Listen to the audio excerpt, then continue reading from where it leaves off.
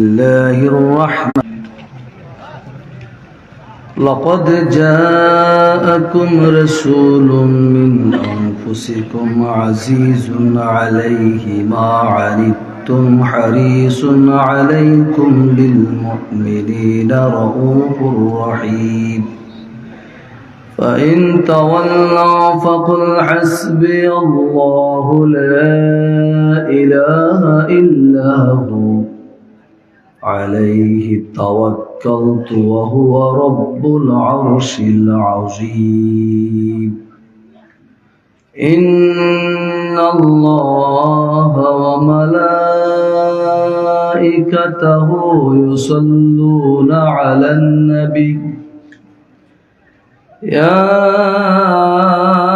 أيها الذين آمنوا صلوا عليه وسلموا تسليما اللهم صل على سيدنا ونبينا وشفيعنا وحبيبنا ومولانا محمد صلى الله تعالى عليه وعلى آله وأصحابه وبارك وسلم اللهم صل على سيدنا ونبينا وشفيعنا وحبيبنا ومولانا محمد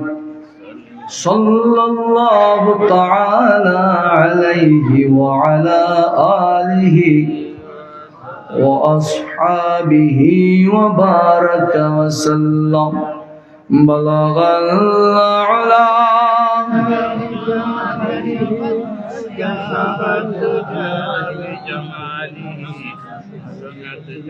حسنت جميع خصاله আমার কানে সাউন্ড ভালো আসতেছে না। রোহি মাইক তো ভালো মাইক, এটা তো দরবার শরীফে সার্ভিস দিছে, সাউন্ডটা আমার কানে ভালো আসে না, চাপা চাপা লাগতেছে একটু, আর ইকো যেন না দেয়।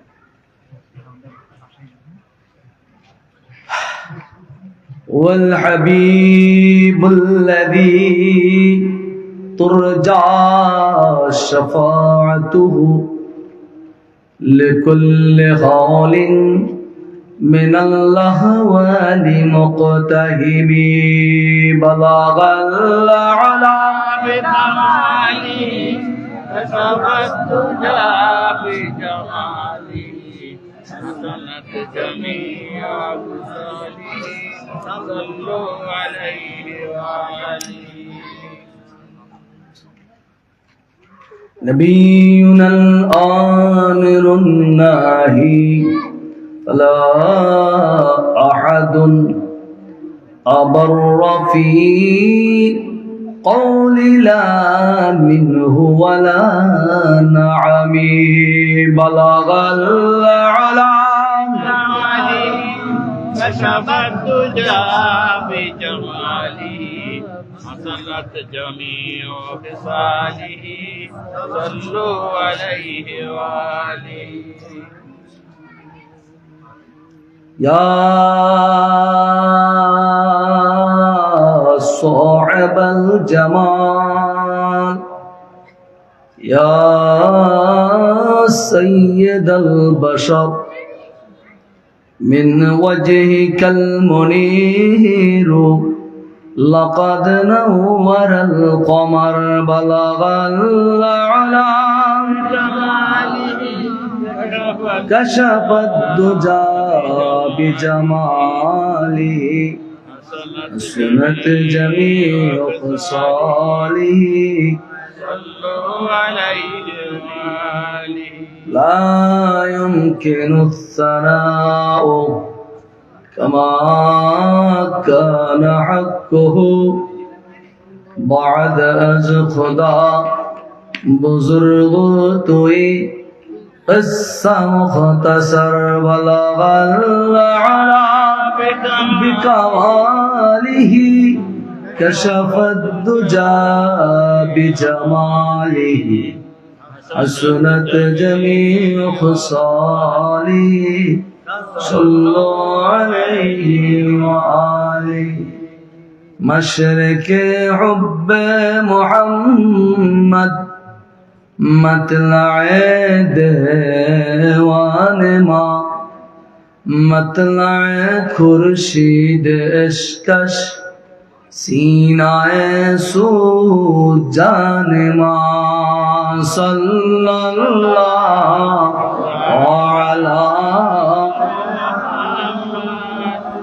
صلی اللہ علیہ صلی اللہ علی صلی اللہ علیہ عطر اللهم قبره الكريم بعرف شديد من صلاة وتسليم اللهم صل وسلم وبارك عليه আলিপুর উচ্চ বিদ্যালয় সংলগ্ন কেন্দ্রীয় ঈদগাহ মাঠ প্রাঙ্গণে বার্ষিক ইসালে সওয়াব ওয়াজ ও দোয়ার মাহফিল। আজকের মাহফিলের প্রধান অতিথি, প্রধান মেহমান, পাক ভারত উপমহাদেশের আধ্যাত্মিক প্রাণ কেন্দ্র ফুরফুরা শরীফের মুজাদ্দিদ জামান আবু বকর সিদ্দিক আল কুরাইশি রহমাতুল্লাহ আলাইহের সুযোগ্য আওলাদ শাহ সুফি পীরে কামেল মুফতি আলহাজ হজরত মাওলানা মোহাম্মদ আজমতুল্লাহ সিদ্দিকী আল কুরাইশি সাহেব মাদ্দাজিল্লাহুল আলী পীর সাহেব ফুরফুরা দরবার শরীফ ভারত। বিশেষ মেহমান হজরত মাওলানা মোহাম্মদ বজলুল হক আজহারি সাহেব খতিব রামগঞ্জ ডাক বাংলা জামি মসজিদ, হজরত মাওলানা মুফতি মেহেদি হাসান সাহেব খতিব আলিপুর কেন্দ্রীয় ঈদগাহ। বিশেষ আকর্ষণ নাত রাসূল সাল্লাল্লাহু আলাইহি সাল্লাম পরিবেশনে ছিলেন আল রেজা ইসলামী সাংস্কৃতিক ফোরাম কুমিল্লা। উপস্থিত উলামায়ে কেরাম, মুআজ্জাজ হাজিরিন, আল্লাহ রাব্বুল আলামিনের প্রিয় বন্ধুগণ, রাসূল পাক সাল্লাল্লাহু আলাইহি ওয়াসাল্লামের আশিকগণ, মুরব্বিয়ানে কেরাম, যুবকেরা, জওয়ানেরা, শিশু, কিশোর, বাচ্চা, সোনামণিরা, পর্দার আড়ালে আমার আম্মা জানেরা, বোনেরা, আসসালামু আলাইকুম ওয়া রাহমাতুল্লাহি ওয়া বারাকাতুহু।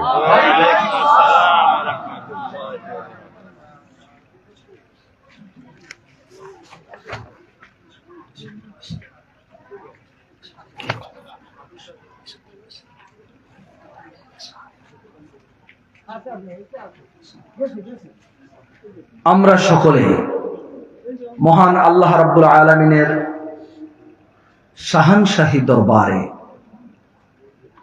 কোটি কোটি কোটি কোটি শুকর আদায় করব, যিনি আমাদেরকে দুনিয়াবী সমস্ত কাজকর্মকে ফেলে রেখে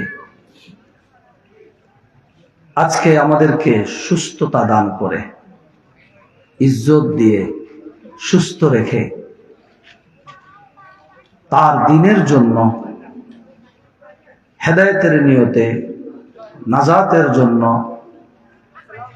আল্লাহ তাআলা এবং তার প্রিয় হাবিব পাক সাল্লাল্লাহু আলাইহি সাল্লামের সন্তুষ্টি অর্জন করার জন্য আজকে এই পবিত্র ময়দানে বসার, আসার, বসার, কিছু বলার, কিছু শোনার তিনি আমাদেরকে তৌফিক দিয়েছেন। আমরা সকলে প্রাণ খুলে মহব্বতের সাথে, ভালোবাসার সাথে, আন্তরিকতার সাথে শুকর আদায় করি। আলহামদুলিল্লাহ, আলহামদুলিল্লাহ, আলহামদুলিল্লাহ, আলহামদুলিল্লাহ। আমরা আমাদের প্রিয় নবীজি সাইয়্যিদুল কাওলাইন রাহমাতাল লিল আলামিন ইমামুল মুরসালিন সাইয়্যিদিনা নবিয়্যিনা হাবিবেনা শফিয়েনা, তিনি কে? হযরত মুহাম্মদ মুস্তাফা আহমদ মুজতবা। আমাদের জীবনের চেয়েও আমরা যাকে ভালোবাসি, আমাদের প্রিয় নবীজি রাসূলুল্লাহ সাল্লাল্লাহু আলাইহি ওয়াসাল্লামের পবিত্র নূরানী কদম মোবারকে আমরা মহব্বতের সাথে সালাম পেশ করি। আসসালাতু ওয়াসসালামু আলাইকা ইয়া রাসূলুল্লাহ, আসসালাতু ওয়াসসালামু আলাইকা ইয়া হাবিবাল্লাহ, আসসালাতু ওয়াসসালামু আলাইকা ইয়া খায়রা খালকিল্লাহ, আসসালাতু ওয়াসসালামু আলাইকা ইয়া নবিয়াল্লাহ, আসসালাতু ওয়াসসালামু আলাইকা ইয়া সফিয়াল্লাহ, আসসালাতু ওয়াসসালামু আলাইকা ইয়া ইমামুল মুরসালিন, আসসালাতু ওয়াসসালামু আলাইকা ইয়া রাহমাতাল লিল আলামিন, সাল্লাল্লাহু আলা মুহাম্মদ সাল্লাল্লাহু আলাইহি ওয়াসাল্লাম। মুহাব্বতের সাথে সকলে পড়ুন, সাল্লাল্লাহু আলা মুহাম্মদ সাল্লাল্লাহু আলাইহি ওয়াসাল্লাম। কেউ বাদ থাকবেন না, প্রত্যেকে পড়বেন সাল্লাল্লাহু আলা মুহাম্মদ সাল্লাল্লাহু আলাইহি ওয়াসাল্লাম, সাল্লাল্লাহু আলা মুহাম্মদ সাল্লাল্লাহু আলাইহি ওয়াসাল্লাম, সাল্লাল্লাহু আলা মুহাম্মদ সাল্লাল্লাহু আলাইহি ওয়াসাল্লাম, সাল্লাল্লাহু আলা মুহাম্মদ সাল্লাল্লাহু আলাইহি ওয়াসাল্লাম, সাল্লাল্লাহু আলা মুহাম্মদ সাল্লাল্লাহু আলাইহি ওয়াসাল্লাম, সাল্লাল্লাহু আলা মুহাম্মদ সাল্লাল্লাহু আলাইহি ওয়াসাল্লাম, সাল্লাল্লাহু আলা মুহাম্মদ সাল্লাল্লাহু আলাইহি ওয়াসাল্লাম, সাল্লাল্লাহু আলা মুহাম্মদ সাল্লাল্লাহু আলাইহি ওয়াসাল্লাম, সাল্লাল্লাহু আলা মুহাম্মদ সাল্লাল্লাহু আলাইহি ওয়াসাল্লাম, সাল্লাল্লাহু আলা মুহাম্মদ সাল্লাল্লাহু আলাইহি ওয়াসাল্লাম। সকলে আমার সাথে পড়বেন, কেউ বাদ থাকবেন না, প্রত্যেকে পড়বেন, সকলে পড়েন। আউযু বিল্লাহি মিনাশ শাইতানির রাজীম, বিসমিল্লাহির রাহমানির রহিম, আস্তাগফিরুল্লাহ রাব্বি মিন কুল্লি যামবিন ওয়া আতুবু ইলাইহি, লা হাওলা ওয়ালা কুওয়াতা ইল্লা বিল্লাহিল আলিয়্যিল আযীম। ইস্তিগফার সকলে পড়েন। ইস্তিগফার যত বেশি পড়বেন তত বেশি আপনার গুনাহ মাফ হবে। ইস্তিগফার পড়লে আসমান থেকে বৃষ্টির মতো আল্লাহ তাআলার রহমত নাজিল হয়। যেন ইস্তিগফার করবেন, সকল নবী রাসূলগণ ইস্তিগফার করেছেন। আচ্ছা, ওই পিছনে কার্পেট আর এখানে কাগজ, এটার কারণটা কি? সামনে তো কার্পেট দেওয়া দরকার ছিল, বিছানোর সিস্টেমটা হয় নাই, পিছনে এখন কোনো কার্পেট নাই না? লাস্ট মাথায় কার্পেট আছে। আপনারা দুইজন একটু কষ্ট করে একটা কার্পেট সামনে আনতে পারবেন? আল্লাহর কোনো বান্দা দুই তিনজন একটু কষ্ট করে যান না, এত পিছে যদি আপনারা থাকেন।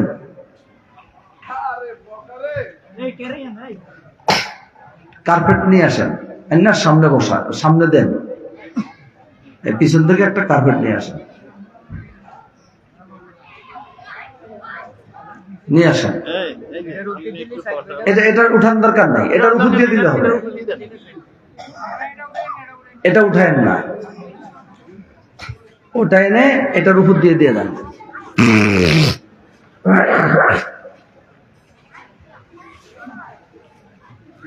ওটার সাথে মিলিয়ে দেন, ওটার সাথে মিলিয়ে দেন,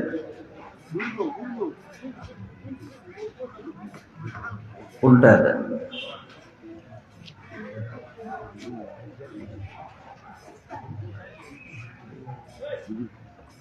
এটা চিকন। আপনারা সামনে আগে যান, মুরব্বীরা সামনে আগান। কারো সামনে যেন কোনো ফাঁকা জায়গা না থাকে, মেহেরবানি করে কারো সামনে যেন কোনো ফাঁকা জায়গা না থাকে।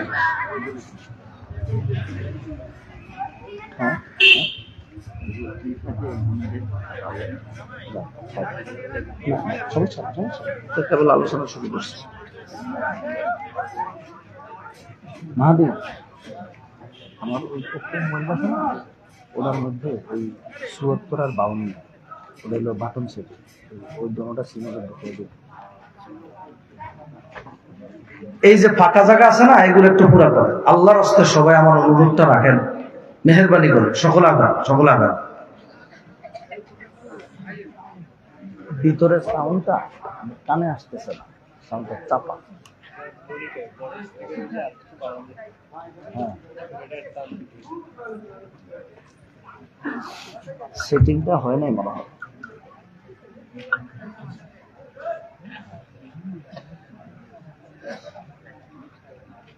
ফাঁকা জায়গা যেন না থাকে। ইস্তেগফার সকলে পড়বেন, কেউ বাদ থাকবেন না। ইস্তেগফার পড়লে আসমান থেকে বৃষ্টির মতো আল্লাহ তাআলার রহমত নাজিল হয়। যত নবী রাসূল এই পৃথিবীতে আসছেন, নবী রাসূলদের কোনো গুনাহ নাই, তবুও তারা ইস্তেগফার করছে। আদম আলাইহিস সালাম ৩৫০ বছর ইস্তেগফার করেছে। কত বছর? ৩৫০ বছর। এক লাগাতার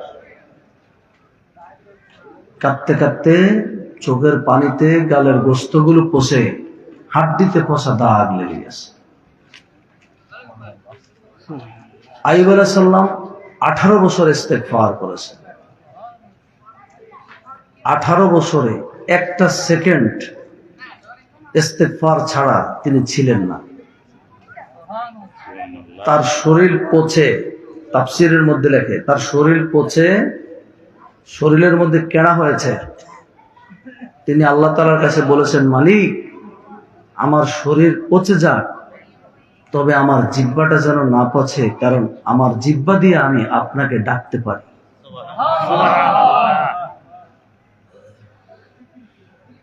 ইউনূস আলাইহিস সালাম মাছের পেটে 40 দিন লাগাতার ইস্তেগফার করেছেন।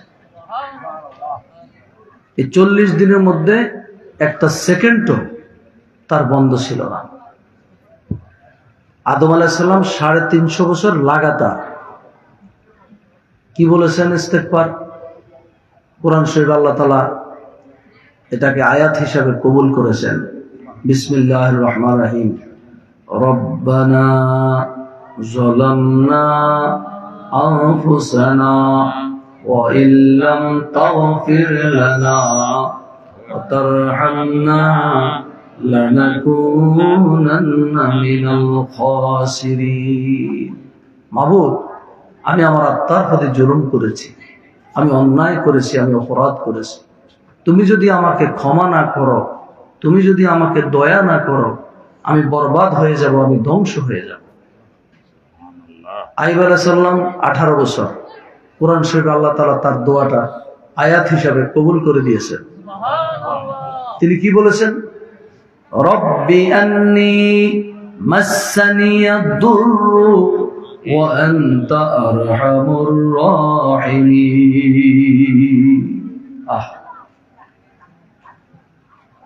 তিনি ছিলেন বাদশাহ। আইয়ুব আলাইহিস সালাম কি ছিলেন? তার যে রোগ হয়েছে, তার শরীরের পচা গন্ধে কোনো মানুষ থাকতে পারে না। তার প্রজারা তাকে ধরে জঙ্গলে ফেলে দিয়ে আসছে। কি জন্য? হাইওয়ান জানোয়ার তাকে খেয়ে ফেলবে। তিনি একদিকে রাজা, আরেকদিকে আল্লাহ নবী। জঙ্গলের মধ্যে তাকে ফেলে দিয়ে আসছে। তার শরীর পচে, শরীরের ভিতরে কেনা হাঁটে, একটা কেনা পড়ে গেছে, পোকা, একটা পোকা পড়ে গেছে, তিনি পোকাটাকে ধরে বললেন, পোকা তুমি কোথায় যাচ্ছ? আবার শরীরে বসিয়ে দিয়ে বললেন, আল্লাহ তাআলা তোমাকে সৃষ্টি করেছেন আমাকে খাইতে, তুমি খাও। আল্লাহ তাআলার কাছে তিনি ফরিয়াদ করেছেন, মালিক আমার পুরো শরীর পচক, আমার কোনো দুঃখ নাই, আমার জিহ্বাটা পচায় না, কারণ আমি এই জিহ্বা দিয়া তোমাকে ডাকতে পারি। তিনি ছিলেন বাদশাহ, তাকে জঙ্গলে ফেলে রেখে আসছে, শরীরের দুর্গন্ধে তার কাছে কেউ যায় না। তিনি দুই হাত আসমানের দিকে তুলে দিয়ে বলতেছেন, রব্বি আন্নী মাসসানি আদ-দুররু ওয়া আনতা আরহামুর রাহিমিন। মাবুদ, আমি জানি আমি অনেক কষ্টে আছি, তবে আমি এটাও জানি আপনার চেয়ে দয়াবান এই পৃথিবীতে আর কেউ নাই। আমি জানি আমি অনেক কষ্টে আছি, তবে আমি এটাও জানি আপনার চেয়েও দয়াবান এই পৃথিবীতে আর। 18 বছর শরীর পচায়া দিল, তবুও বলতেছে আপনি দয়াবান। আর আপনি দান রৌদ্র দিছেন, বৃষ্টি আসছে, আপনি বলেন আল্লাহ কি দেখে না আমি যে দান রৌদ্র দিছি? আপনার একটু অসুখ হইলে আরেকজন বলে, আরে ফরেস্টগার মানুষ, এর এত রোগ, কত সোর বাটফার আছে, তাকে রোগ নাই, এর এত রোগ, এত নামাজ কালাম পড়ে, তবুও একে আল্লাহ এত কষ্ট দেয়। এরকম কিছু মানুষ বলে কিনা? আইয়ুব আলাইহিস সালাম যে 18 বছর, আপনি 3-4 দিন, 1 সপ্তাহ জ্বর হইলে, অসুখ হইলে আপনি বেহুশ হয়ে যান, অধৈর্য হয়ে যান। আর আইয়ুব আলাইহিস সালাম 18 বছর তিনি অধৈর্য হন না। তিনি বলেন, রব্বি আন্নী মাসসানি আদ-দুররু ওয়া আনতা আরহামুর রাহিমিন। মালিক, আমি জানি আমি অনেক মুসিবতে আছি, তবে আমি এটাও জানি আপনি অনেক বড় মেহেরবান। কোরআন শরীফের আয়াত আল্লাহ তাআলা তার দোয়া বানিয়ে দিয়েছেন। আদম আলাইহিস সালাম 350 বছর কাঁদতে কাঁদতে চোখের পানিতে গালের গোস্ত গুলো পচে হাড্ডিতে পচা দাগ লেগে গেছে। আর আদম আলাইহিস সালাম বলতেছেন, রব্বানা যালামনা আনফুসানা ওয়া ইল্লাম তাগফির লানা ওয়া তারহামনা লানাকুনান্না মিনাল খাসিরিন। মাবুদ, আমি অন্যায় করেছি। কি অন্যায়? আল্লাহ তাআলা বলেছেন, লা তাকরাবা হাযিহি শাজারা ফাতাকুনা মিনাজ জালিমিন। এই গাছের দ্বারও যায়ও না। আদম আলাইহিস সালাম গেছেন, একটা ফল খাইছেন, নবীদের কোনো গুনাহ নাই। এটাও আল্লাহ তাআলার একটা লীলা খেলা। আদম আলাইহিস সালাম একটা ফল খাইছে, তিনি আল্লাহ তাআলার নির্দেশ অমান্য করছেন এমন না, তার ভুলে, এটা তার অজান্তে একটা ভুল কি হয়ে গেছে। তিনি ভুল করেছেন এটা বলা যাবে না, তার ভুল একটা হয়ে গেছে। আচ্ছা, কয়টা ভুল? একটা ভুল হয়ে গেছে তার অজান্তে। তার জন্য কান্নাকাটি কয়দিন? কয়দিন? আমরা কত ভুল করছি, জীবনে কত গুনাহ করেছি, কয়দিন আল্লাহ তাআলার কাছে কান্নাকাটি করেছি, কয়দিন আমরা ইস্তেগফার করেছি। তিনি কাঁদতে কাঁদতে চোখের পানিতে গালের গোস্তগুলো পচে গেছে। আর আমরা এমনও মানুষ, গুনাহ করতে করতে করতে করতে করতে করতে আমাদের অন্তরটা এত শক্ত হয়ে গেছে, আমাদের গাল পচবে তো দূরের কথা, গাল বেয়েও পানি পড়ে না। পানি চক্ষু দিয়ে বের হয়, বের হবে কিভাবে? ওর ভিতরটা তো পুরো নোংরা হয়ে গেছে। কথা ঠিক না? বের হবে কিভাবে? যত বেশি কাঁদবেন তত বেশি আল্লাহ তাআলার সাথে আপনার সম্পর্ক সৃষ্টি হবে। চোখের পানিতে মেডিকেল সায়েন্স বলে 1,500 প্রোটিন আছে। কত হাজার? 1,500 প্রোটিন আছে চোখের পানিতে। চোখের পানিকে 3টা ভাগে ভাগ করা হয়েছে। একটা হলো সব সময় আমাদের চোখে পানি থাকে, চোখ ভিজা থাকে। দেখবেন প্রত্যেকের চোখ, এই মুহূর্তে আমাদের সবার চোখ ভিজা। যদি চোখ ভিজা না থাকে তাহলে তো আপনি অন্ধ হয়ে যাবেন। চোখ যদি শুকায় যায় আপনি অন্ধ হয়ে যাবেন। মেডিকেল সায়েন্স বলে যে চোখের পানিকে 3 ভাগে ভাগ করেছে মেডিকেল সায়েন্স। একটা হলো সব সময় চক্ষু ভিজা থাকে, আরেকটা হলো যেমন আপনি আঘাত পেয়েছেন, ইটের সাথে ধাক্কা খেয়েছেন, একটা লাঠির সাথে ধাক্কা খেয়েছেন, সাথে সাথে আপনার চোখে পানি চলে আসে, এটা হলো আরেকটা। 3 নম্বর হলো ইমোশনাল, যেটা আল্লাহর ভয়ে যেই পানিটা বের হয়। মেডিকেল সায়েন্স বলে আল্লাহর ভয়ে যেই পানিটা বের হয় ইমোশনাল, ওটার মধ্যে সবচেয়ে বেশি প্রোটিন রয়েছে। সুবহানাল্লাহ। এবং বেশি কান্না করলে অন্তরের মধ্যে প্রশান্তি সৃষ্টি হয়, প্রশান্তি সৃষ্টি হয়।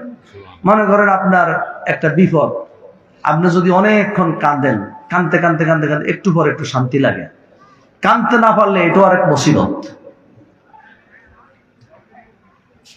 আপনি যখন আল্লাহর ভয়ে, আমরা শবে বরাত আসতেছে না, শবে বরাতে আমরা কান্নাকাটি করি না?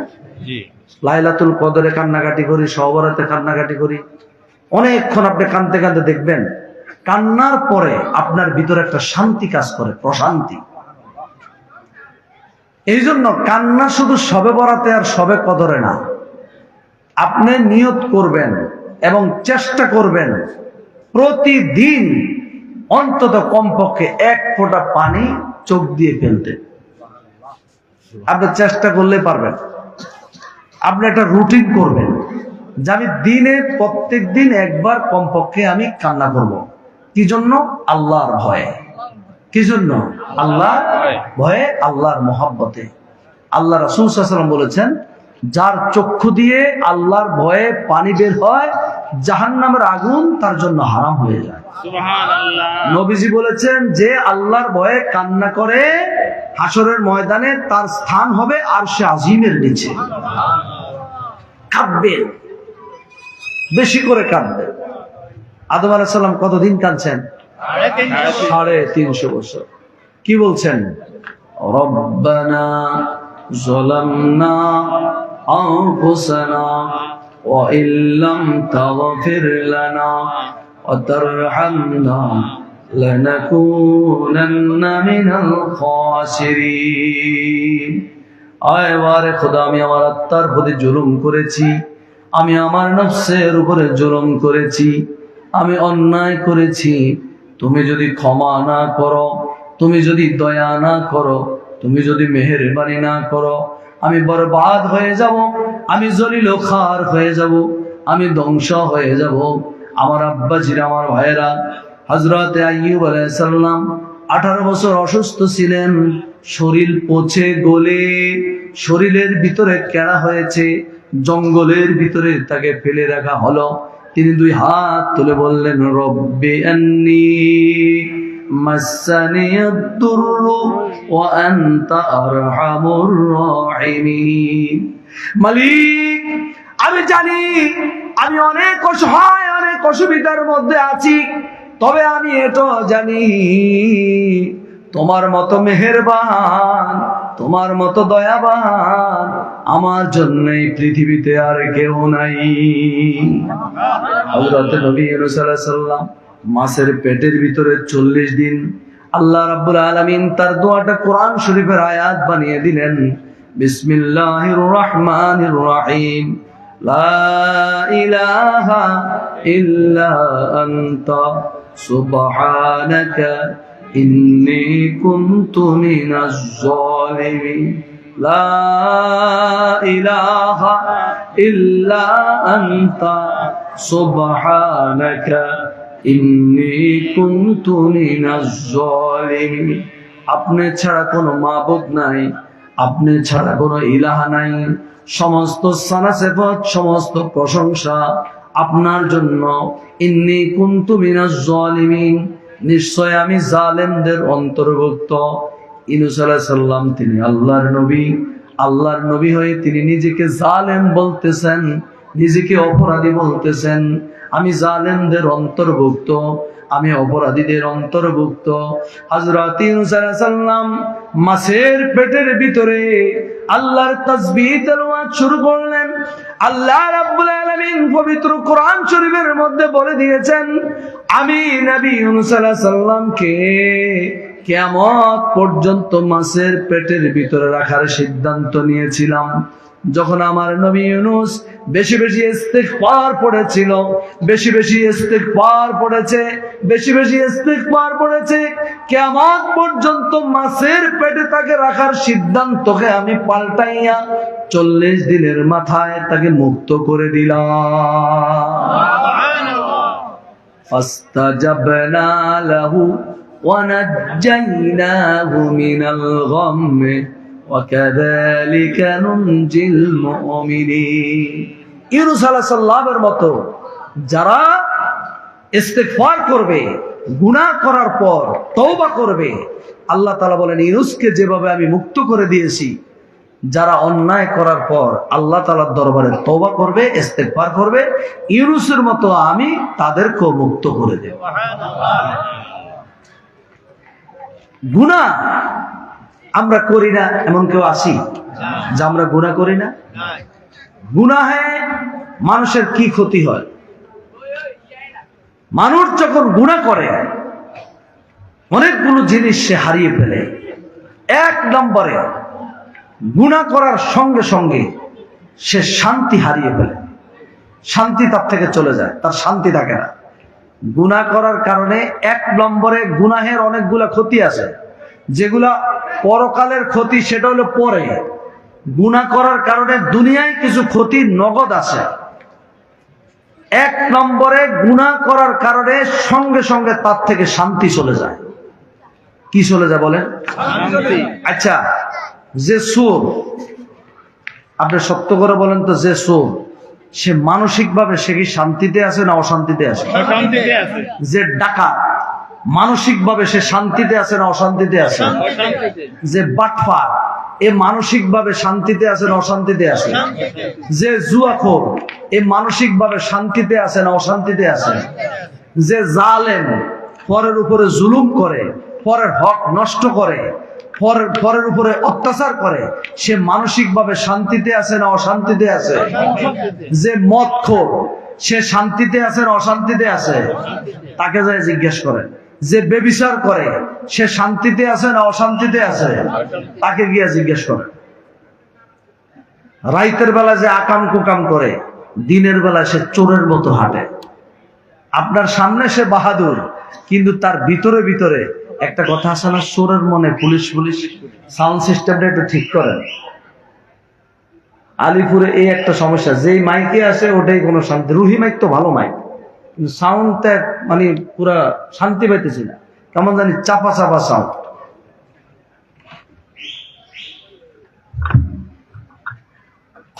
এটা তো নাম করা মাইক, ভালো মাইক, ওনারা তো আনতে ঠিকই আনছে, আপনারা সেটিংটা ভালো করেন নাই মনে হয়।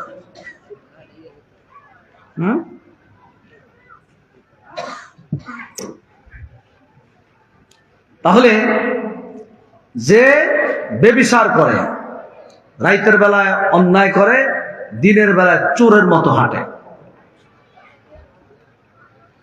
এটা যে অন্যায় করে, এটা এই তার যে শান্তি নষ্ট হয়ে যায়, এটা পৃথিবীর কারো কথা না, এটা স্বয়ং আল্লাহ রাব্বুল আলামিনের কথা। আল্লাহ তাআলা পবিত্র কোরআন শরীফের মধ্যে বলে দিয়েছেন স্পষ্টভাবে, বিসমিল্লাহির রহমানির রহিম, আলা বিযিকরিল্লাহি তাতমাইন্নুল কুলুব। জেনে রাখো, শান্তি একমাত্র আল্লাহর ইবাদতের মধ্যে, আল্লাহর বন্দেগীর ভিতরে, আল্লাহর জিকিরের মধ্যে শান্তি। আল্লাহর বন্দেগী করো, শান্তি আসবে। আল্লাহর বন্দেগী থেকে দূরে থাকবা, শান্তি নষ্ট হয়ে যাবে। এই প্যান্ডেলের আশপাশে চিল্লা চিল্লি হই সই, কারণটা কি? আপনারা যারা স্বেচ্ছাসেবক আছেন, এই প্যান্ডেলের আশপাশে যারা হাঁটাহাঁটি করে, এদেরকে একটু থামান। এরা নিজেরাও ওয়াজ শোনে না, আর আমাদেরকেও ওয়াজ শুনতে দেবে না। কতগুলো আসছে তাবরক খাওয়ার জন্য, ঠিক নেই? এই যখন তাবরক দিবে দেখবেন ফেরেশতা নাজিল হবে, অনেক ফেরেশতা আইসা পিছে দিয়ে বৈশা তাবরকের জন্য লাইন দিবে, বহু ফেরেশতা নাজিল হবে। এ দেখবেন খেলা। এখন আর তাদের খবর নাই, তারা রাস্তা রাস্তা ঘুরবে আর খাওয়ার টাইম হলে একটা প্যাকেট নিয়ে যাবে, বাস তাদের মাহফিল সাকসেস। তারা কি সাকসেস? বাড়ি থেকে আসছে, আসার সময় বলে আসছে, আম্মু আমি মাহফিলে যাচ্ছি, আব্বু আমি মাহফিলে যাচ্ছি, বউ আমি মাহফিলে যাচ্ছি। কিসে আসছে? এখানে এসে দেখো তোমার স্বামী, তোমার পোলা কি করতে আছে, এসে দেখো। যাওয়ার সময় পটলে একটা ঝুলাইতে ঝুলাইতে দিয়ে দরজায় দিবে এক লাথি, দরজা খোলো।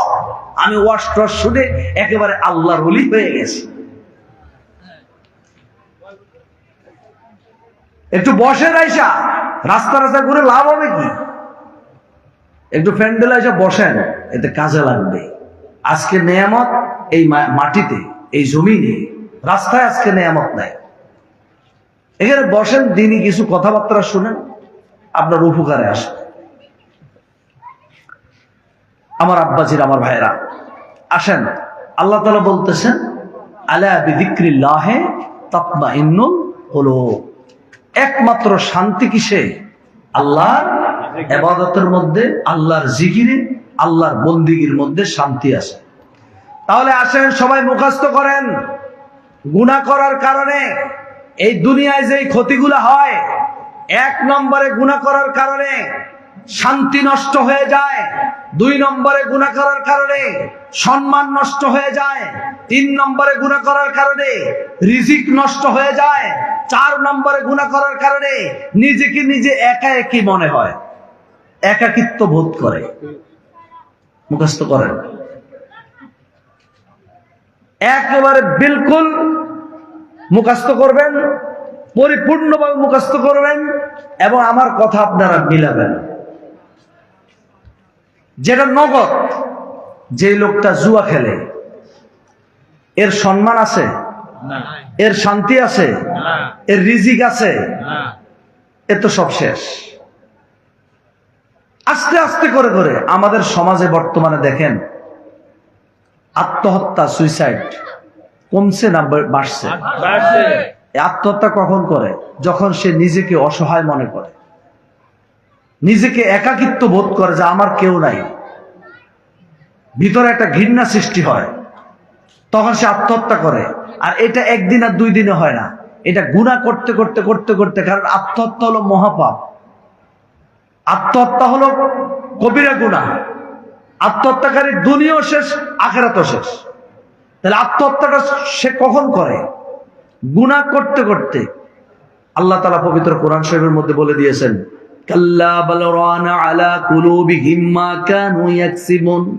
তুমি যখন একটা গুনাহ করবে, তোমার কলবে একটা দাগ পড়বে, আবার একটা গুনাহ করবে, আবার একটা দাগ পড়বে, আবার একটা গুনাহ করবে, আবার একটা দাগ পড়বে।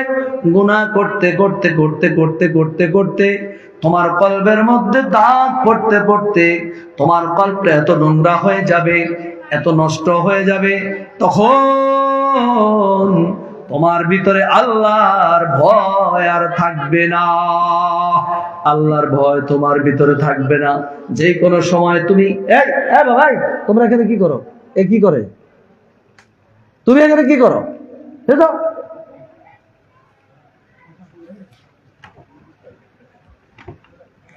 আল্লাহর ভয় আর অন্তরে থাকে না। গুনাহ যখন করবে, গুনাহ করতে করতে মানুষ যে কোনো সময় বেঈমান হয়ে যেতে পারে। গুনাহ করার কারণে মানুষ বেঈমান হয়ে যেতে পারে। গুনাহ করার কারণে আল্লাহর ভয় তার অন্তরের মধ্যে থাকে না। বাবার ভাই, একটু কথাগুলো মুখস্থ করেন, কাজে লাগবে। যখন একটা মানুষ অন্যায় করে, গুনাহ করে, গুনাহ করার কারণে তার শান্তি নষ্ট হয়ে যায়, গুনাহ করার কারণে তার রিজিক নষ্ট হয়ে যায়, গুনাহ করার কারণে তার ইজ্জত নষ্ট হয়ে যায়, গুনাহ করার কারণে তার ভিতরে একাকিত্ব মনে হয়, গুনাহ করার কারণে আল্লাহর ভয় তার থেকে দূর হয়ে যায়, আল্লাহর রহমত থেকে সে বঞ্চিত হয়ে যায়। তখন সে নিজেকে একা মনে করে। আল্লাহর রহমত যখন মানুষের উপরে থাকে না, আল্লাহর মেহেরবানি যখন মানুষের উপরে থাকে না, তখন শয়তান তার ভিতরে এমন ভাবে ওয়াসওয়াসা দিতে থাকে যেই কোন সময় সে বেঈমান হয়ে যেতে পারে, নাস্তিক হয়ে যেতে পারে, ঈমান হারা হয়ে যেতে পারে। আমার আব্বাজির, আমার ভাইয়েরা, আমার সকলে খেয়াল করবেন, যখন গুনাহ করবে কথাটা মনে রাখবেন, আপনার দ্বারা গুনাহ হবেই, হয়ে যেতে পারে। আমরা মানুষ, আমরা ফেরেশতা না।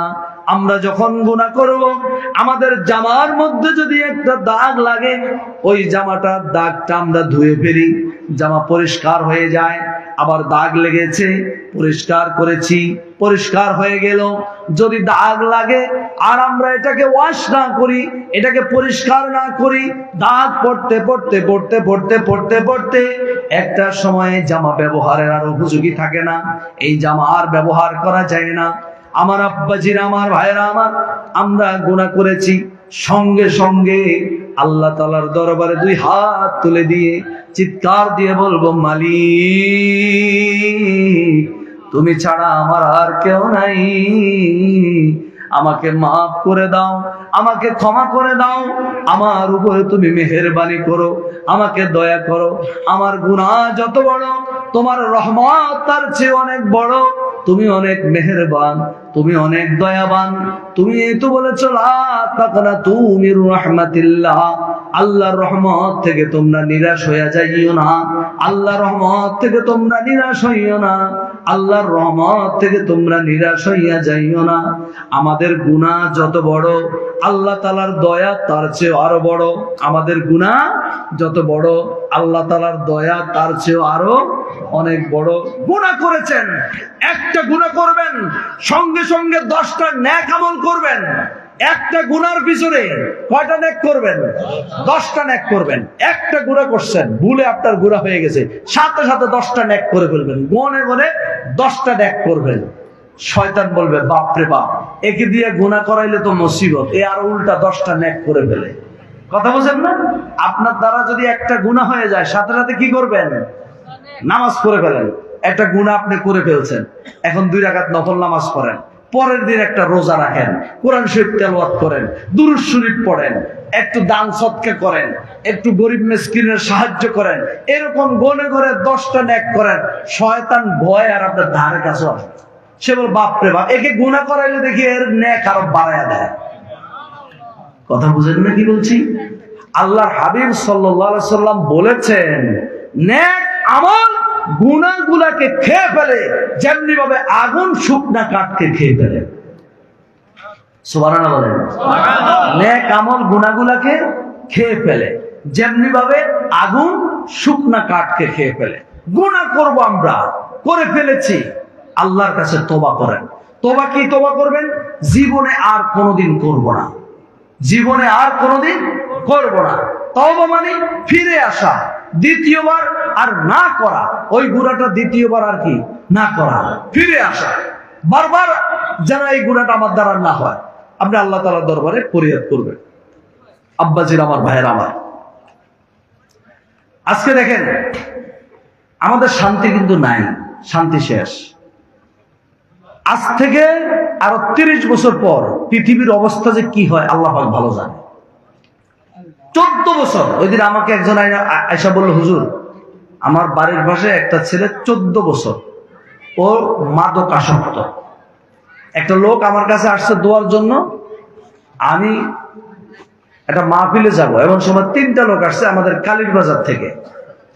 একজনে বলল যে, একটু হুজুর আপনার সাথে কথা আছে। আমি বললাম, বলেন। বলল, হুজুর আমি আসছি আপনার কাছে, আমার ছেলেটাকে মারতে হবে। আমার কাছে আসছে, ছেলেটাকে কি করতে হবে? মানে মেরে ফেলতে হবে। তাই বললাম, কিভাবে আপনার ছেলেকে মারতে হবে? আপনি একটা তদবির দেন যেন ও মারা যায়। তাই বললাম, আমি কি সন্ত্রাস নাকি? আমার কাছে কি অস্ত্র আছে? আমি আপনার ছেলেকে গিয়ে মারবো? কারণ আপনি একটা তদবির দেন। আমি বললাম, আমি কি কবিরাজ নাকি যে আপনার ছেলেকে আমি মারবো? আচ্ছা, এই ছেলে কি আপনি জন্ম দেন নাই, ছেলেকে মারবেন কেন? বলে, হ্যাঁ হুজুর আমি জন্ম দিয়েছি, তবে দুঃখের বিষয় হলো এরকম সন্তান জন্ম দেওয়ার চেয়েও না দেওয়াটা ভালো ছিল। আমি বললাম, কি হয়েছে? বললো যে আমার ছেলেটার বয়স মাত্র 16, এই ছেলে এখনই মাদকাসক্ত, শুধু তা নয় সে মাদকের ব্যবসা করে, সে গাঁজা হিরোইন এগুলা বিক্রি করে। বয়স কত? 16। আরে মুরব্বীদেরকে জিজ্ঞেস করেন যাদের বয়স 60-70, আজ থেকে আরো 30-40 বছর আগে 16 বছরের একটা ছেলে লুঙ্গিও ঠিক মতো কিনতে পারত না। কথা ঠিক নেই? 16 বছর। এই দেখেন এদিকে যে কথা বলে এরা কারা? এখানে যারা কথা বলে এরা কারা? হ্যাঁ,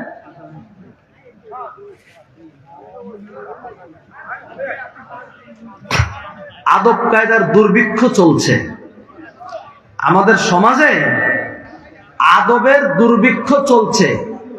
আদব কায়দা বলতে কিচ্ছু নাই এখন আর। এই যে এতবার যে মাইকে নিষেধ করছি, এরা কি আমার কথা শুনে? কে কার কথা শুনে? পাগলের মতো এরা যার যার মতো করে করতেছে। মনে হচ্ছে যেন এদের মেন্টালিটি সমস্যা আছে, মাথায় ডিস্টার্ব আছে এদের। মনে হয় যে এতবার বলার পরেও স্টেজ থেকে সম্মান ইজ্জত এই পৃথিবীতে নাই। আমার মনে আছে আমরা যখন ছোট ছিলাম, একজন মুরব্বী দেখলে আমরা সাইকেল থেকে লাফ দিয়ে নেমে পড়ছি। মুরব্বী দেখলে সাইকেল থেকে আমরা লাফ দিয়ে নেমে পড়ছি, মুরব্বীকে সম্মান দিয়েছি। আর এখন মুরব্বী দূরের কথা, আলেম ওলামা দেখলেও সাইকেল থেকে নামবে না। কথা মিথ্যা বললাম? একটা সময় আমাদের দেশে দামি দামি কম্বল ছিল না, দামি খাবার ছিল না, ব্যাংক ব্যালেন্স ছিল না, জমি জমা ছিল না, টেবিল ভর্তি খাবার ছিল না, কিন্তু সেই সময় আদব ছিল, আখলাক ছিল, চরিত্র ছিল, নীতি ছিল, আদর্শ ছিল। ঠিক কিনা বলেন? এখন টেবিল ভর্তি খাবার হয়েছে, এখন ব্যাংক ব্যালেন্স হয়েছে, দামি দামি কম্বল হয়েছে, সবকিছু হয়েছে, কিন্তু আমল, আখলাক, আদব কায়দা, ইজ্জত, সম্মান, আদর্শ, নীতি, চরিত্র সব সর্বনাশ হয়ে গেছে। আমাদের দাদি নানিরা আমরা দেখেছি, আমাদের মা, আমাদের দাদি নানি, তারা এক বাড়ি থেকে আরেক বাড়ি যাইতো, রিক্সার চতুর্দিকে কাপড়ের এমন ভাবে পেঁচাইতো, কাপড়ের ভিতরে, রিক্সার ভিতরে কি মানুষ না আটার বস্তা না আলুর বস্তা, বুঝার কোনো সিস্টেম ছিল না। আচ্ছা বলেন, রাত্রে যাইতো। আচ্ছা বলেন, সেই দৃশ্য আপনারা এই গত 5-10 বছরে দেখছেন নি? দেখছেন নি? নাই। 20-30 বছরও বলতেছে নাই। এখন আর সেই আদর্শ এখন নাই। এখন যদি সিএনজির মধ্যে পর্দা লাগায়, তার আগে গরম লাগে, পর্দা খুলে দাও। ঠিক নেই? অটোতে চড়লে আরো বেশি ভালো, আর ওটার মধ্যে তো সব ফাঁকা, আরো বেশি দেখা যায়, এটা খুব সুবিধা। আর অবশ্য আলিপুরের এদিকে নাই, আমাদের ওইদিকে আছে। বিয়ে শাদীতে আপনার হাইসের ভিতরে মহিলা পুরুষ একসাথে বিয়েতে যায়, এগুলো অবশ্য আলিপুরের এদিকে নাই, এগুলো অন্য দিকে আছে। না, এদিকেও আছে। নাউজুবিল্লাহ মিন যালিক, আস্তাগফিরুল্লাহ। হারাম, সম্পূর্ণ হারাম। হাইসের ভিতরে এলাকার মাতবর ঢুকেছে, আর পাশের সিটে তোমার মা বসে আছে। সিট আল হায়াউ শুআবাতুম মিনাল ঈমান, লজ্জা ঈমানের অঙ্গ। তোমার চাচার পাশে তোমার মা বসে আছে, তোমার লজ্জা নেই? তোমার শরীয়ত নাই? তুমি মুসলমান না? তোমার রাসূল বলেছেন আল হায়াউ শুআবাতুম মিনাল ঈমান, লজ্জা ঈমানের অঙ্গ। হ্যাঁ, তোমার বোন বসে আছে, আরেকটা এলাকার যুবক ছেলে, সেও গাড়ির মধ্যে বসে আছে। যেই বিবাহের মধ্যে বিবাহ শুরু হলো হারামের কাজ দিয়ে, ওই বিবাহের মধ্যে, ওই সংসারে, ওই ঘর থেকে পরবর্তী জেনারেশন আব্দুল কাদের জেলানী পয়দা হবে কিভাবে? মুজাদ্দিদুজ্জামান পয়দা হবে কিভাবে? যে বিবাহ শুরু হয়েছে হারামের কাজ দিয়া। আজকে কেন আমাদের সমাজে এত মাদকের সয়লাভ? আজকে এত বেয়াদব বের হচ্ছে কেন? এত মাদক আসক্ত কেন? এত অন্যায়কারী কেন? এত জুয়াখোর কেন? এগুলোর জন্য মুরব্বীরা আমরা দায়ী আছি। আমাদের চলাফেরা আমাদের ঠিক নাই। মা পর্দা করে না, বাপ যদি খায় সুদ, বাপ যদি খায় ঘুষ, বাপ যদি খেলে জুয়া, বাপ যদি খেলে তাস, বাপ যদি খায় মদ, বাপ যদি খায় গাঁজা, ছেলে কিভাবে আল্লাহ হবে? ছেলে কিভাবে আদর্শবান হবে? ছেলে কিভাবে চরিত্রবান হবে? আমার তো বুঝে আসে না। মা তোমার পেটে সন্তান, পেটের মধ্যে সন্তান রেখে তুমি সিনেমা দেখো, পেটের মধ্যে সন্তান রেখে তুমি পরপুরুষের সাথে দেখা করো, শরীয়তের বরখেলাপ কাজ করো, তোমার পেট থেকে কিভাবে আল্লাহর ওলি বের হবে? আমার বুঝে আসে না, আমার বুঝে আসে না। আমরা ওই দিন আমাদের মুফতি সাহেবের এলাকায় একটা মাহফিলের পাশে আমি মাহফিলে যাচ্ছি, দেখি যে বিশাল এক প্যান্ডেল, মাহফিলের চেয়েও আরো বড় প্যান্ডেল। তাই বললাম এখানে কোন হুজুর আসতেছে, দেখি স্টেজ সাজাইছে, বিরাট প্যান্ডেল, লাইটিং মাইটিং ওনার এলাকায়, উনি জানে এই গত মাসে। আমি বললাম এখানে কোন হুজুর আসতেছে? বলল হুজুর এখানে কোনো হুজুর টুজুর না, আগামীকালকে আমাদের এলাকার অমুকের গায়ে হলুদের অনুষ্ঠানে এখানে কনসার্ট হবে, গান বাজনা হবে, মেয়েরা নাচবে। আমি বলো আচ্ছা, আজকে ওয়াজ তো আমার শেষ। তো মাহফিলে গেলাম, গিয়া বললাম যে আপনারা যে পিছনে একটা প্যান্ডেল পার করে আপনারা মাহফিলে আসছেন, প্যান্ডেলটা কি দেখছেন? সবাই বললো হুজুর যারা ওই দিক দিয়ে আসছে বললো হ্যাঁ আমরা দেখছি। আপনারা জানেন এটা কি? আপনারা এলাকার মধ্যে মাহফিলের ইন্তজাম করেন আর পাশে কনসার্টের গায়ে হলুদের নামে এই যে গান বাজনার আয়োজন স্টেজের মধ্যে শুরু হইতেছে আগামীকালকে। আজকে মাহফিল, কালকে হলো আধা কিলোমিটার দূরে আপনার মেয়েদেরকে দিয়ে নাচাবে। তাই বললাম মাইকে বললাম প্যান্ডেলে যে এটা কে করতেছে? তাই কয়েকজনে ওই যেই দুলা তার নাম বলে দিয়েছে। আমি মাইকে বলেছি তুমি বিয়া করতেছো ভালো কথা, বিয়ে করা তো আর নিকাহ নিসফুল ঈমান, বিবাহ হলো ঈমানের অর্ধেক, ভালো কথা। বিবাহ নবীজির সুন্নত, আল্লাহ রাসূল বিবাহ করেছেন, আমাদেরকে বিবাহ করার নির্দেশ দিয়েছেন। বিবাহের মাধ্যমেই আদম থেকে শুরু করে কিয়ামত পর্যন্ত মানুষ তৈরি হবে, মানুষ এই পৃথিবীতে আগমন করবে। ঠিক আছে, বিবাহ তো অবশ্যই করতে হবে, ভালো কথা। তুমি গায়ে হলুদের নামে তুমি যে এই যে গান বাজনার আয়োজন করছো, রাস্তার কিনারে প্যান্ডেল লাগায়া তুমি কনসার্ট চালাইতে আসো, আমি তোমাকে প্রশ্ন করতেছি তুমি কয় টাকার মালিক? কত টাকার মালিক তুমি? তুমি বিদেশে থাকো, কয় টাকার মালিক? 2 দিনের বৈরাগী বাতেরে বলে অন্ন, একটা কথা আছে না? 2 দিনের বৈরাগী বাতেরে বলে অন্ন। কিছু আপনার বদমাইশ, এদের কিছু পয়সা হয়েছে, অজাত কুজাত, এরা পয়সা এনে এরা সমাজটাকে ধ্বংস করার পায়তারা করে এরা। কিন্তু যারা খানদানি মানুষ, জাতের মানুষ, তারা কোনোদিন এই সমস্ত অন্যায় কাজে বেহায়া পারাতে তারা লিপ্ত হয় না। বেটা সারা বছর কি করছো না করছো, বিদেশ থেকে মনে চুরি করে কতগুলো টাকা নিয়ে আসছে, আর এখানে অনেক গান বাজনা। আরে এই দেশের বেশিরভাগ মাহফিল, বেশিরভাগ মসজিদ, দিনী কাজ প্রবাসীদের অর্থে চলে। তুমি সেই প্রবাসী হও যেই প্রবাসী দ্বীনের কাজে সহযোগিতা করে, ইসলামের কাজে সহযোগিতা করে। তুমি সেই প্রবাসী হও যেই প্রবাসী এলাকার গরিব দুঃখীর সহযোগিতা করে, সমাজ ব্যবস্থায় যারা আন্তরিকতা রাখে। তুমি সেই প্রবাসী হও যেই প্রবাসী আত্মীয় স্বজনের খোঁজ খবর রাখে, নিজের পরিবার পরিজন সন্তান সন্ততির খোঁজ খবর রাখে, তাদের হক যথাযথ আদায় করে। তুমি সেই প্রবাসী হও। প্রবাসীদের জন্য আমরা নিয়মিত দোয়া করি। তুমি কি প্রবাসী, কয় টাকার মালিক তুমি হয়েছ? বাংলাদেশের টাকাগুলো নিয়ে এসে তুমি এখানে গান বাজনার আয়োজন করো, কারণটা কি? অথবা তুমি প্রবাসী না, তুমি দেশে চাকরি করো, ঢাকাতে তুমি বিজনেস করো, কত টাকার মালিক তুমি? তোমার চোখের সামনে গত বছর বঙ্গবাজারে আগুন লেগে 10টা দোকানের মালিক, 10টা দোকানের মালিক বঙ্গবাজারে আগুন লেগে পরের দিন বলতেছে আগামীকালকে কি খাবো, আমাদের সেই খাবার নাই। আপনারা দেখেন না মিডিয়াতে? হ্যাঁ, সকালবেলার দলিরে তুই ফকির, সন্ধ্যাবেলা তুমি কত টাকার মালিক হয়েছ? তোমাকে ফকির বানাতে আল্লাহ তাআলার একটা সেকেন্ডও লাগবে না। এমন একটা রোগ দিয়ে দিবে, ব্যাংক ব্যালেন্স শেষ, টাকা পয়সা শেষ, জমি জমা শেষ, সব শেষ, ঘর বাড়ি শেষ, 20 তলা বিল্ডিং বিক্রি করবা, তুমি যেই ফকির সেই ফকির হয়ে যাবে। ঠিক মাতাব্বরি, বুঝেন? মাতাব্বরি, অহংকার, আমিত্ব। আমি বলেছি কয় টাকার মালিক তুমি হয়েছ?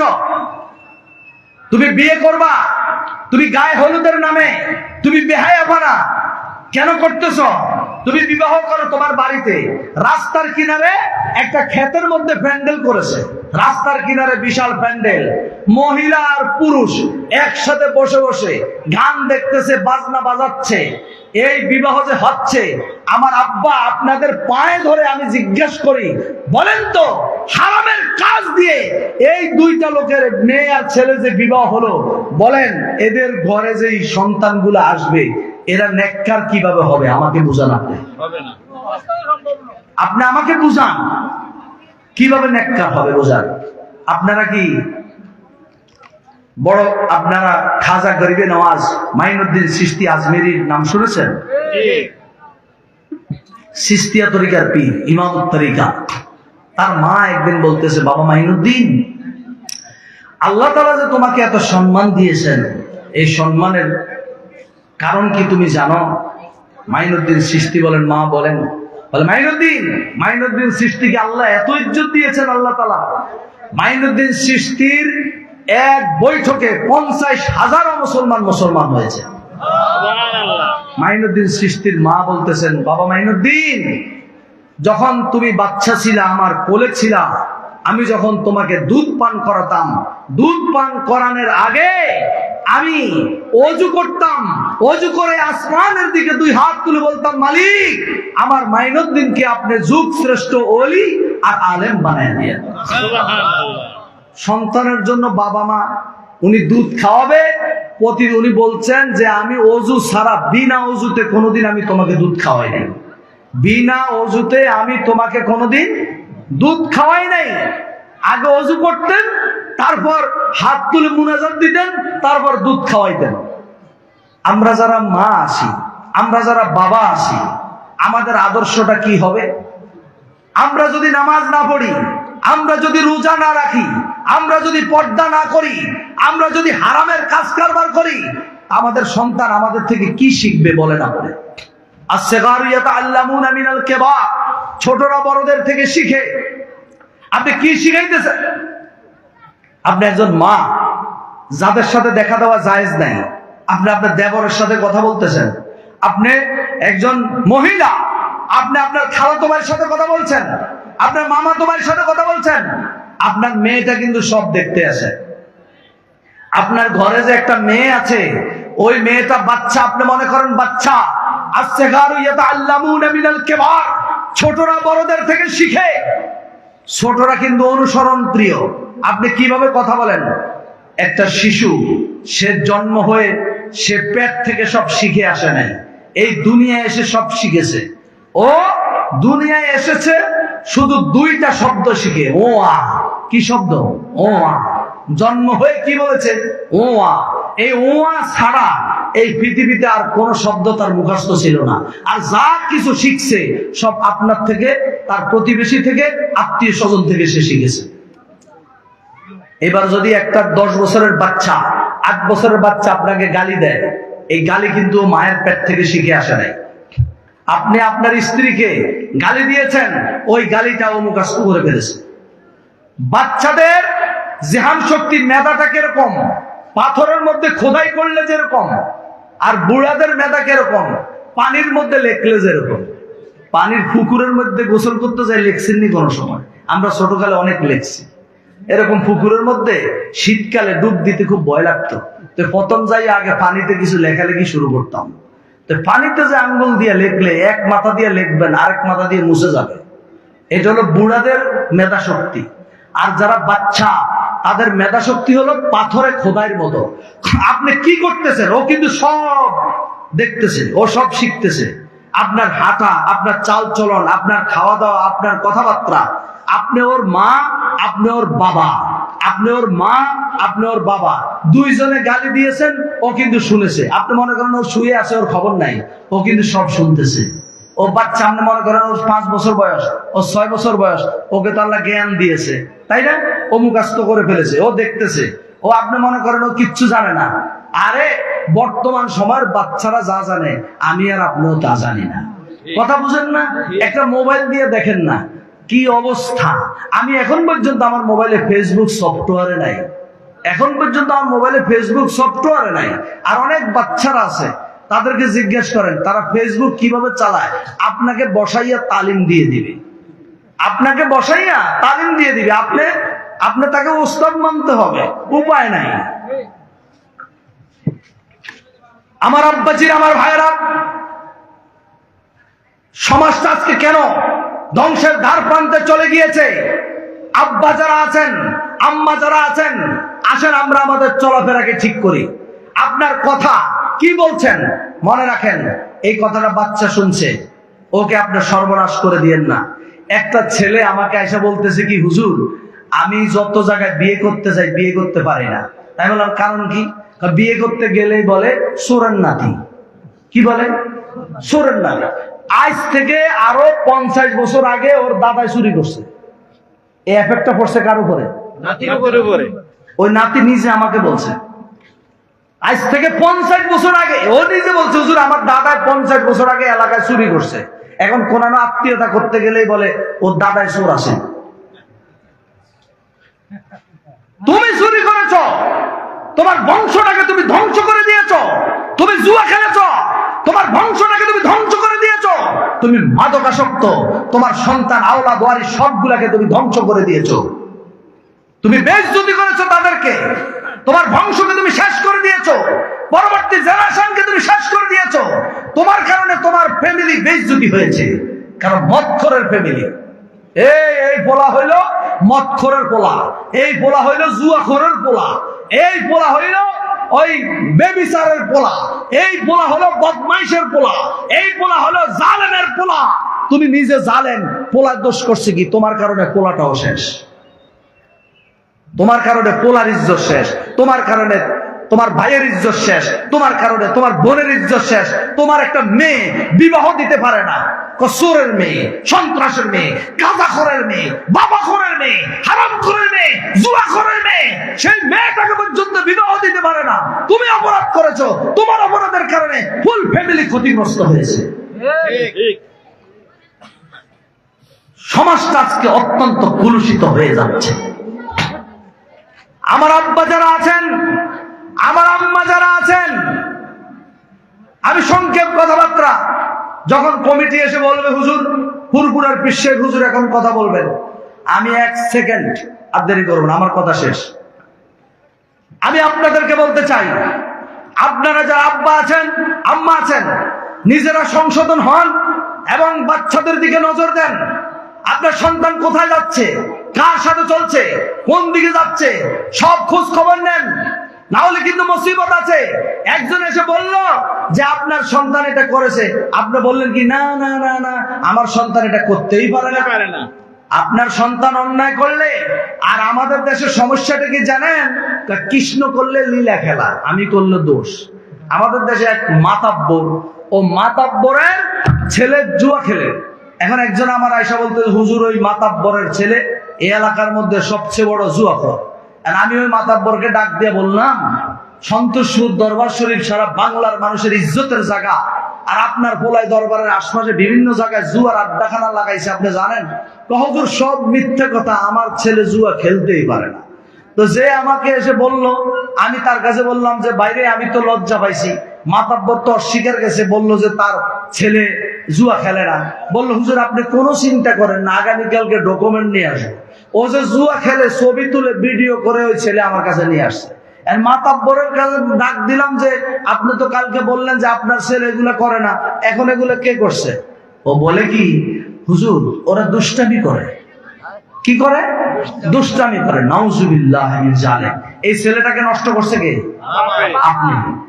আপনি বাপ, আপনি এই ছেলেটাকে ধ্বংস করে দিয়েছেন, ধ্বংস করে দিয়েছেন।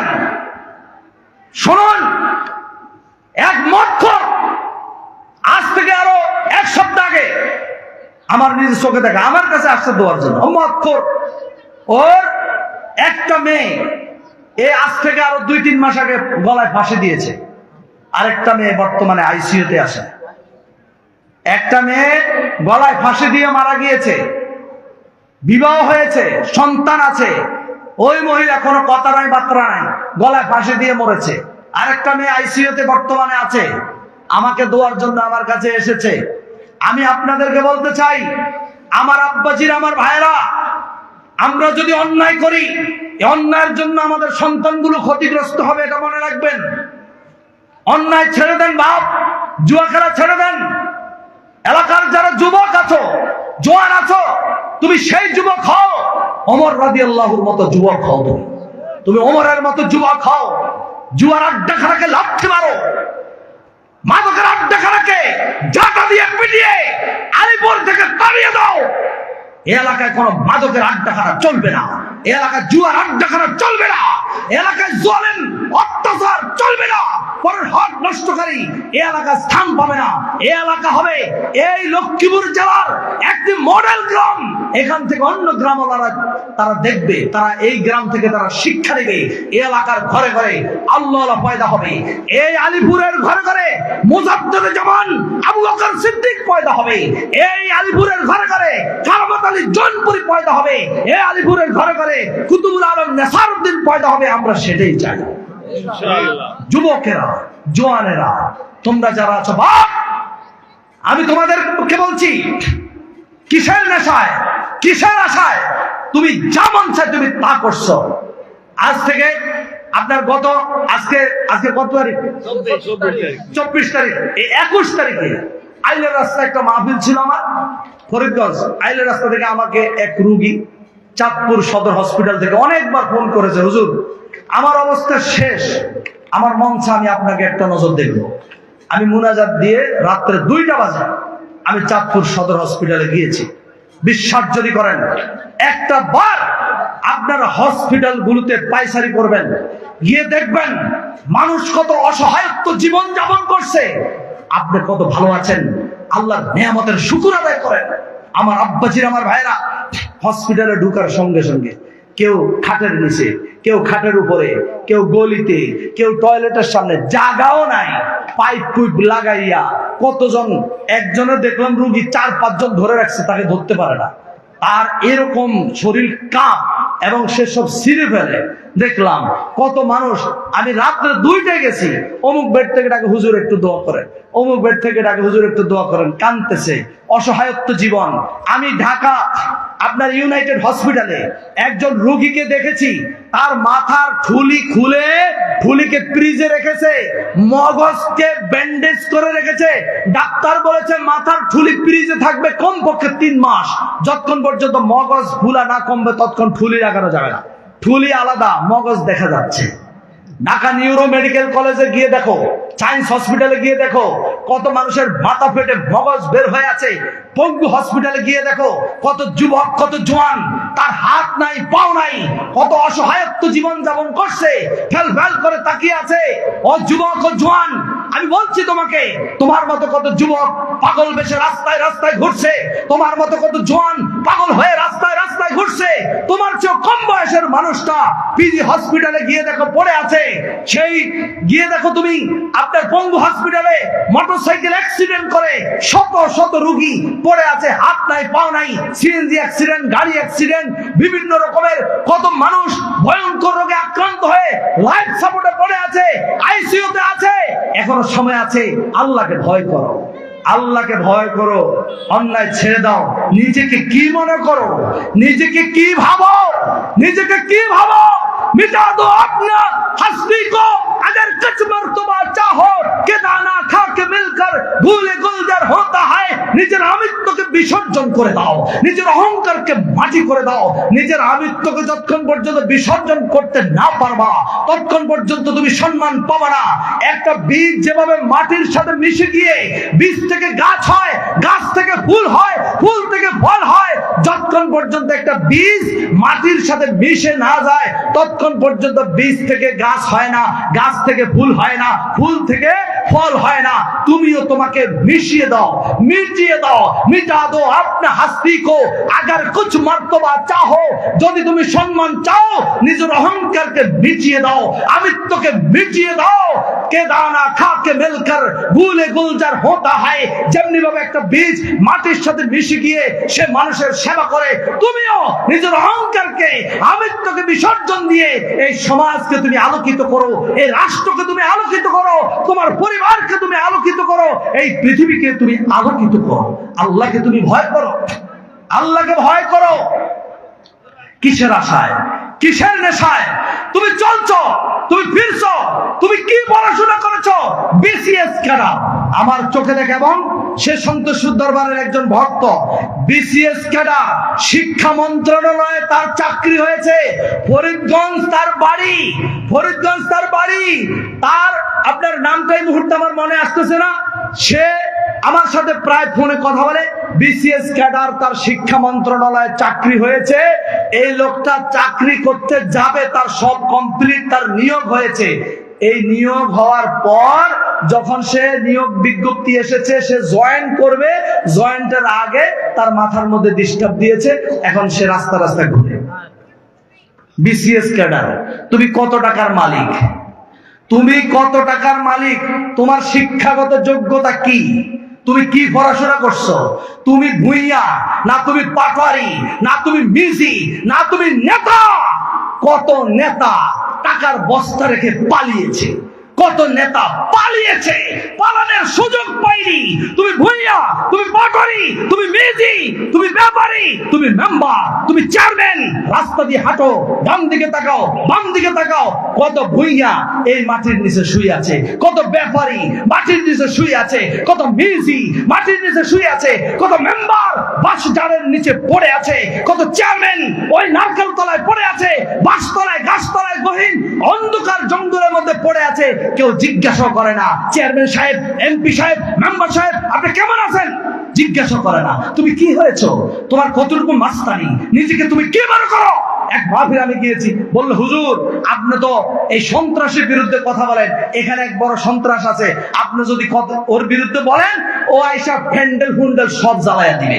আমি মাইকটা ধরে বললাম, তোর পিস্তলের মধ্যে কুকুরে পেশাব করে, এবার ফ্যান্ডেল ফাললে জ্বালা। বেয়াদব, বেয়াদব, মারুবে গাছটাস ফজরব, তোর পিস্তলের মধ্যে কুকুরে পেশাব করে। সন্ত্রাস, তোর পিস্তলের মধ্যে কুকুরে পেশাব করে। তুই কত বড় সন্ত্রাস হয়েছিস? তোর বাড়ি চাঁদপুর, আমার বাড়ি চাঁদপুর। বেয়াদব কোথাকার। আমাদের সমাজে কিছু বেয়াদব, বেশরম, বেহায়া, একটার কারণে 10টা সন্তান আমাদের নষ্ট হয়ে যায়, সমাজটা কুলুষিত হয়ে যাচ্ছে। আমার বাপ, আমার ভাইয়েরা, আমি আপনাদের হাতে ধরি, পায়ে ধরি, সন্তানদের দিকে নজর দেন। আর আমার যুবকেরা, জওয়ানেরা, তোমরা আদববান হও। বেয়াদব মাহরুমে গাছটাস ফজরব, বেয়াদব আল্লাহর দরবার থেকে বঞ্চিত। বেয়াদব আল্লাহর দরবার থেকে কি? জোরে বলেন, বেয়াদব আল্লাহর দরবার থেকে কি? জোরে বলেন, বেয়াদব আল্লাহর দরবার থেকে কি? বঞ্চিত।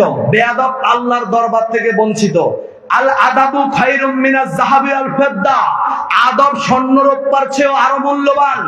আদবে আউলিয়া, বেয়াদবে দেউলিয়া, আদবে আউলিয়া, বেয়াদবে দেউলিয়া। আল আদাবু খায়রুম মিনাজ যাহাবি আল ফিদ্দা, আদব হলো স্বর্ণ রূপার চেয়েও আরো মূল্যবান। শুনুন, আমি ফাঁকে একটা কথা বলেছি যে আগের সময় মুরব্বীদেরকে দেখলে আমরা রাস্তায় সাইকেল থেকে নেমে গিয়েছি। এখন কি সেই দৃশ্য আছে? এখন কি সেই দৃশ্য আছে? এখন সেই দৃশ্য নাই। আল্লাহর হাবিব পাক সাল্লাল্লাহু আলাইহি ওয়াসাল্লাম, খেয়াল করুন, রাসূল পাক সাল্লাল্লাহু আলাইহি ওয়াসাল্লাম, নবীজি কথা বলতেছেন, সাহাবায়ে কেরাম নবীজির সামনে বসা। আল্লাহ রাসূল সাল্লাল্লাহু আলাইহি ওয়াসাল্লাম বললেন, হে আমার সাহাবীরা, এমন একটা গাছ আছে, যে গাছটা কি তোমরা চিনো? যে গাছটাকে মুমিনদের সাথে তুলনা করা যায়। সাহাবায়ে কেরাম বসে আছেন, নবীজি বললেন, এমন একটা গাছ আছে, যেই গাছটাকে ঈমানদারের সাথে তুলনা করা যায়। সেই গাছটার নাম কি? সকল সাহাবায়ে কেরাম বসে আছেন, কেউ কোনো কথা বলছেন না। একজন ছোট্ট সাহাবী নবীজির, তিনি হাদিস বর্ণনা করলেন, তিনি বললেন, আমি জানতাম সেই গাছটার নাম কি, কিন্তু আমি বলি নাই, কারণ এখানে যারা আছে সবাই আমার চেয়ে বড়, এখানে যারা উপস্থিত আছেন সবাই আমার চেয়ে বড়, আমি সকলের চেয়ে ছোট। অন্য সাহাবায়ে কেরামের সামনে, বড় সাহাবায়ে কেরামের সামনে আমি যদি কথার উত্তর দিই, তাহলে এটা বেয়াদবি হবে, আদবের খেলাফ হবে। আল্লাহ রাসূল সাল্লাল্লাহু আলাইহি ওয়াসাল্লামের সাহাবায়ে কেরাম আমাদেরকে কি তালিম দিয়েছেন? তিনি বলেন, আমি জানতাম নবীজি যে প্রশ্ন করেছেন এটা আমার জানা ছিল, কিন্তু আমি এটার উত্তর দিই নাই, কারণ আমি সকলের চেয়ে ছোট। ছোটরা বড়দের সামনে কথা বলা এটা বেয়াদবি, সেই জন্য আমি কথা বলি নাই।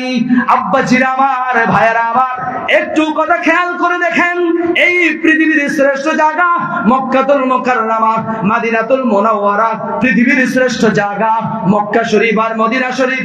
মদিনাতুল মুনাওয়ারায় আল্লাহর হাবিব সাল্লাল্লাহু আলাইহি ওয়াসাল্লামের পবিত্র রওজা শরীফের সামনে কোরআন শরীফের একখানা আয়াত লেখা আছে। যারা ওলামায়ে কেরাম হজে গিয়েছেন আপনারা ওই আয়াত খেয়াল করেছেন। আমাদের মুফতি সাহেব কয়েকবার গিয়েছেন হজ আর উমরায়, তিনি দেখেছেন। আপনারা আলেম ওলামা যারা অথবা কোরআন শরীফ পড়তে পারেন আপনারা দেখেছেন আল্লাহ রাসূল সাল্লাল্লাহু আলাইহি ওয়াসাল্লামের রওজা শরীফের সামনে কোরআন শরীফের একটা আয়াত লেখা আছে। আল্লাহ রাব্বুল আলামিন বলে দিয়েছেন, বিসমিল্লাহির রহমানির রহিম, লা তারফাউ আসওয়াতাকুম ফাওকা সাওতিন নবী সাল্লাল্লাহু আলাইহি ওয়াসাল্লাম।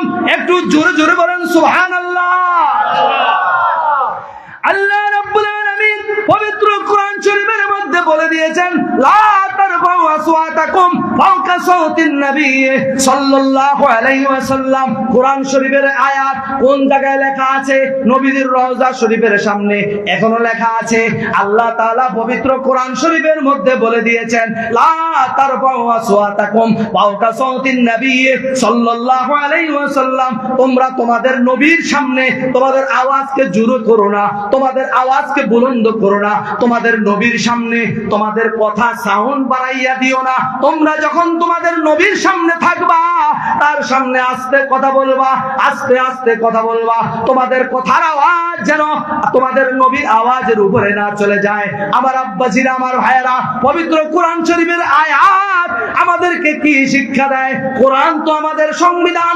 আল্লাহর হাবিব সাল্লাল্লাহু আলাইহি ওয়াসাল্লামের উপরে কোরআন নাজিল হয়েছে, কিন্তু কোরআন কিয়ামত পর্যন্ত সকল মানুষের জন্য হেদায়েত, সকল মানুষের জন্য, মুসলমানদের জন্য সংবিধান। হুদাল্লিল মুত্তাকিন, হুদাল্লিল আলামিন। এই বিশ্ব জগতের মানুষের জন্য এটা নিদর্শন, এটা পথ প্রদর্শন, এটা হেদায়েত। আমার আব্বাজি, আমার ভাইয়েরা, আল্লাহ তাআলা বলেছেন, ও আমার নবীর উম্মতেরা, তোমাদের নবীর সামনে তোমরা জোরে কথা বলো না, তোমাদের কথার আওয়াজ যেন তোমাদের নবীর কথার আওয়াজের উপরে না চলে যায়। এই আয়াত দিয়ে কি বোঝানো হয়েছে? বাবার সামনে ছেলে আস্তে কথা বলবে, মায়ের সামনে ছেলে মেয়ে আস্তে কথা বলবে, ওস্তাদের সামনে ছাত্র আস্তে কথা বলবে, পীরের সামনে মুরিদ আস্তে কথা বলবে, চাচার সামনে ভাতিজা আস্তে কথা বলবে, এলাকার সম্মানিত লোকের সামনে সাধারণ মানুষ আস্তে কথা বলবে, ছোটদের বড়দের সামনে ছোটরা আস্তে কথা বলবে। এটা কি আমার কথা না আল্লাহর কথা? এটা আল্লাহর সংবিধান, পবিত্র কোরআন শরীফের কথা। বড়দের সামনে কথা আস্তে বলতে হবে, বড়দেরকে ইজ্জত করতে হবে, বড়দেরকে সম্মান করতে হবে।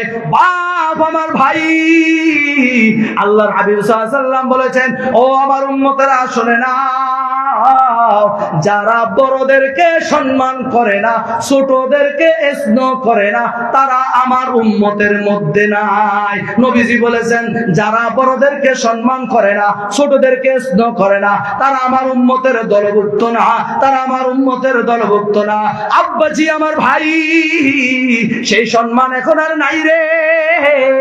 এই জন্য আল্লাহর রহমত আমাদের মধ্যে নাই।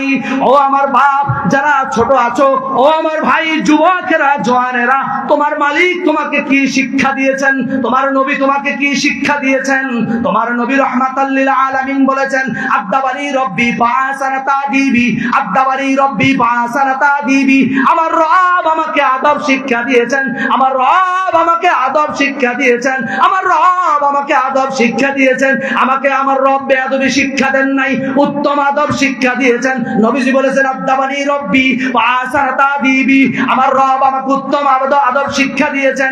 আল্লাহ তাআলা পবিত্র কোরআন শরীফের মধ্যে বলে দিয়েছেন, বিসমিল্লাহির রহমানির রহিম, ফাবিমা রাহমাতিন মিনাল্লাহি লিনতা লাহুম ওয়ালাউ কুনতা ফাজ্জান গালিজাল কলবি লানফাদ্দু মিন হাওলিক। হে রাসূল, আপনার সুন্দর ব্যবহারের কারণে, আপনার সুন্দর আচরণের কারণে, আপনার আদবের কারণে, আদব শব্দের অর্থ হলো নমনীয়তা, আদব শব্দের অর্থ হলো ভদ্রতা, আদব শব্দের অর্থ হলো শিষ্টাচার, আদব শব্দের অর্থ হলো অলংকার। আমার বাপ, আমার ভাই, মানুষটা যত কালো হোক, মানুষটার চেহারা যত খারাপ দেখা যায়, যায়, ওই মানুষটার ভিতরে যদি আদব থাকে, ওই মানুষটার ভিতরে যদি আদর্শ থাকে, ওই মানুষটার ভিতরে যদি নীতি থাকে, ওই মানুষটার যদি সুন্দর চরিত্র থাকে, ওই মানুষটাকে সবাই ভালোবাসে, আল্লাহও ভালোবাসে। তাকবীর। নারে রিসালাত। সন্তোষপুর দরবার শরীফ জিন্দাবাদ জিন্দাবাদ সন্তোষপুর পীর সাহেব কেবলা জিন্দাবাদ জিন্দাবাদ। আমার ভাইয়ের আব্বাজিরা, আর খুব সুন্দর চেহারা, চেহারা অনেক সুন্দর, জমি জমা অনেক আছে, টাকা পয়সা আছে, অনেক বড় নেতা, অনেক বড় খেতা, তার অনেক প্রভাব আছে, প্রতিপত্তি আছে। যদি তোমার অনেক পাওয়ার থাকে, যদি তোমার অনেক ক্ষমতা থাকে, যদি তোমার অনেক পয়সা থাকে, যদি তোমার অনেক দুনিয়ার সম্মান থাকে, আর যদি তোমার চরিত্র ভালো না থাকে, তোমার আদর্শ যদি ঠিক না থাকে, চরিত্র যদি ভালো না থাকে, আদব কায়দা যদি তোমার ভিতরে না থাকে, তোমার ভিতরে নীতি আদর্শ যদি না থাকে, তোমাকে মানুষ সামনে সামনে ইজ্জত দিলেও পিছনে পিছনে তোমাকে কেউ ভালোবাসবে না। কথা ঠিক কিনা বলেন? জোরে বলেন কথা ঠিক কিনা? বেয়াদব মাহরুমে গাস্তাস ফজরব, বেয়াদব আল্লাহর দরবার থেকে বঞ্চিত। আমার আব্বাজিরা, আমার ভাইয়েরা, আল্লাহ রাব্বুল আলামিন পবিত্র কোরআন শরীফের মধ্যে বলে দিয়েছেন, ফাবিমা রাহমাতিন মিনাল্লাহি লিনতা লাহুম ওয়া লাম কুনতা ফাজ্জান গালিজাল কলবি লান ফাদ্দু মিন হাওলিক। হে রাসূল, আপনার সুন্দর ব্যবহারের কারণে, আপনার সুন্দর আচরণের কারণে, আপনার সুন্দর আখলাকের কারণে দলে দলে দলে দলে দলে দলে দলে দলে কোটি কোটি কোটি কোটি কোটি কোটি কাফের মুশরিক ইসলামের ছায়া তলে হাজির হয়েছে। আমার আব্বাজিরা, আমার ভাইরা, ইসলাম বোমাবাজি করে প্রতিষ্ঠা হয়নি, ইসলাম জঙ্গি বিমান দিয়ে প্রতিষ্ঠা হয়নি, ইসলাম তরবারি দিয়ে প্রতিষ্ঠা হয়নি। ইসলাম প্রতিষ্ঠা হয়েছে নবীজির সুন্দর ব্যবহার দিয়া, নবীজির সুন্দর আদর্শ দিয়া, নবীজির সুন্দর চরিত্র দিয়া, নবীজির সুন্দর নসিহত দিয়া। বাপ আল্লাহ রাসূল সাল্লাল্লাহু আলাইহি ওয়াসাল্লামের চেহারা মোবারক দেখে বহু কাফের মুসলমান হয়ে গেছে। নবীজির চেহারা দেখে বহু মানুষ মুসলমান হয়ে গিয়েছে, নবীজির কথা শুনেই বহু মানুষ মুসলমান হয়ে গিয়েছে। হযরত ওমর রাদিয়াল্লাহু তাআলা আনহু, আল্লাহর হাবিব সাল্লাল্লাহু আলাইহি ওয়াসাল্লাম তিন জনের জন্য দোয়া করেছিলেন, আয়ে পরওয়ারদিগার আলম, এই তিনজনের মধ্যে দুইজনকে ইসলামের জন্য কবুল করেন। এক নম্বর হলো হযরতে আমির হামজা, আরেকজন হলো হযরতে ওমর, আরেকজন হলো হযরত না আরেকজন হলো আবু জেহেল, একজন হলো আবু জেহেল, একজন হলো হযরতে ওমর, আরেকজন হলেন হযরতে আমির হামজা। আল্লাহর হাবিব সাল্লাল্লাহু আলাইহি ওয়াসাল্লাম ফরিয়াদ করে বলেছিলেন, মালিক, এই তিনজনের মধ্যে কমপক্ষে দুইজন হলেও আমার জন্য কবুল করেন, ইসলামের জন্য কবুল করেন, আপনার জন্য কবুল করেন, তাহলে দিন প্রতিষ্ঠা করতে আমার অনেক সুবিধা হবে, দিন প্রতিষ্ঠা করতে আমার অনেক সুবিধা হবে। বাপ আমার ভাই, এই তিনজনের মধ্যে দুইজন মুসলমান হয়েছিলেন, একজন হলেন হযরতে আমির হামজা, যার কবরের ভিতরে আল্লাহ রাসূল সাল্লাল্লাহু আলাইহি ওয়াসাল্লাম লাফ দিয়ে নেমে পড়েছিলেন, যার কবরের মধ্যে নবীজি পিঠ লাগিয়ে বলেছিলেন, কবর ও কবর, আমার চাচা আমির হামজার কারণে ইসলাম প্রতিষ্ঠা আমার অনেক সুবিধা হয়েছে। আমি মুহাম্মদ সাল্লাল্লাহু আলাইহি ওয়াসাল্লামের নির্দেশ, ও কবর, আমার চাচাকে কষ্ট দিস না।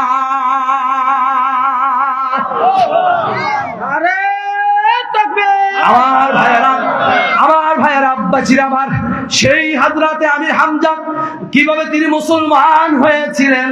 রাসূল পাক সাল্লাল্লাহু আলাইহি ওয়াসাল্লাম খানায় কাবার দিকে যাচ্ছেন নামাজ পড়ার জন্য। আবু জেহেল নবীজির ললাট মোবারক বরাবর পাথর নিক্ষেপ করে নবীজির ললাটকে পাঠিয়ে দিল। নবীজির ললাট থেকে রক্তের স্রোত বের হতে লাগলো। মানুষেরা গিয়ে বলল, ও আমির হামজা, তোমার ভাতিজা মুহাম্মদের ললাট পাঠিয়ে দিয়েছে, তার ললাট থেকে রক্ত বের হচ্ছে। হযরতে আমির হামজা একটা ঘোড়ার মধ্যে সওয়ার হলেন, কোষমুক্ত তরবারি দিলেন, খানায় কাবার দিকে দ্রুত চলে গেলেন। চিৎকার দিয়া হযরতে আমির হামজা বললেন, ও মক্কাবাসীরা, আরবের লোকেরা শুনে নাও, শুনে নাও, আমি এতদিন ছিলাম তোমাদের কাফেরদের সরদার। আমি মুহাম্মাদের দ্বীনের উপরে আমি আসি নাই, মুহাম্মাদের দ্বীন আমি কবুল করি নাই। তাকে আমি আমার জীবনের চেয়েও বেশি ভালোবাসি, কারণ তার এত সুন্দর চরিত্র, এত সুন্দর আদর্শ, এত সুন্দর আখলাক, এত সুন্দর ব্যবহার, এমন মানুষ আমি আর দেখি নাই।